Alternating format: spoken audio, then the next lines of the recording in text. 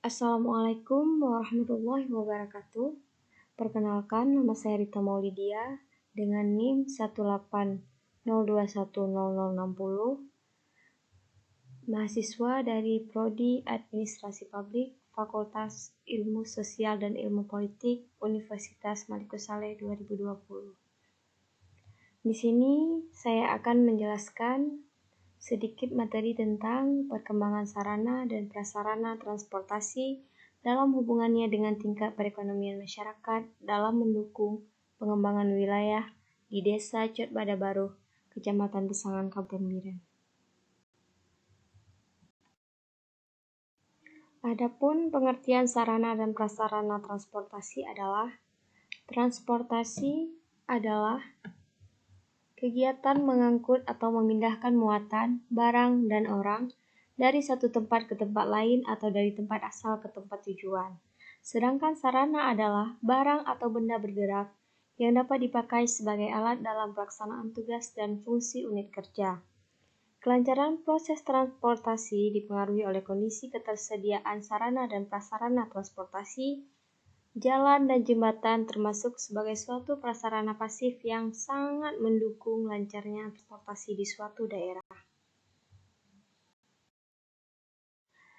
Adapun jenis-jenis transportasi adalah transportasi terdiri atas 3 jenis. Yang pertama transportasi darat, yang kedua transportasi laut, dan yang ketiga adalah transportasi udara. Ketiga transportasi ini memegang peran penting pada pembangunan daerah dan pengembangan wilayah. Contoh sarana dan prasarana transportasi adalah jalan, jembatan, bandara, dan lain sebagainya. Jalan adalah prasarana transportasi darat yang meliputi segala bagian jalan, termasuk bagian bangunan pelengkap dan perlengkapannya yang diperuntukkan bagi lalu lintas. Jalan merupakan prasarana transportasi yang sangat penting untuk mendukung arus pergerakan manusia dan barang. Tanpa jalan, aktivitas sosial dan ekonomi masyarakat akan terhambat. Pembangunan prasarana transportasi seperti jalan sangatlah penting, baik itu bagi masyarakat kota maupun pedesaan, guna meningkatkan perekonomian masyarakat. Jika perekonomian masyarakat semakin baik dan meningkat, maka pengembangan wilayah pun dapat lebih mudah dilakukan. Sarana dan prasarana transportasi yang ada harus memadai. Jika tidak, maka wilayah akan sulit dikembangkan. Berikut adalah contoh prasarana transportasi yang memadai dan contoh prasarana transportasi yang tidak memadai. Berbicara mengenai peran transportasi dalam pengembangan wilayah. Adapun perannya adalah sebagai berikut. Yang pertama adalah menyediakan akses bagi masyarakat untuk memenuhi kebutuhan barang dan jasa sehari-hari serta meningkatkan kehidupan sosial ekonomi. Yang kedua, akses terhadap informasi, pasar, jasa, masyarakat, dan lokasi tertentu, serta peluang-peluang baru kesemuanya merupakan kebutuhan yang penting dalam proses pembangunan.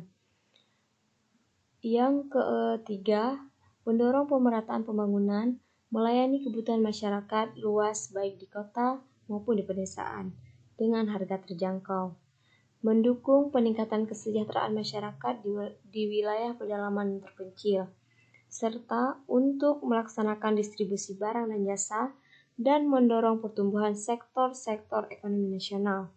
Yang keempat, transportasi berfungsi sebagai jembatan yang memfasilitasi seluruh kegiatan perekonomian dan logistik nasional dan memberikan nilai tambah secara sosial ekonomi. Desa Cotbadabaruh adalah salah satu desa yang terletak di Kecamatan Besangan, Kabupaten Biren, yang mayoritas mata pencaharian penduduknya adalah sebagai petani. Sedangkan sebagian kecilnya berprofesi sebagai PNS, sopir, buruh bangunan, dan pedagang.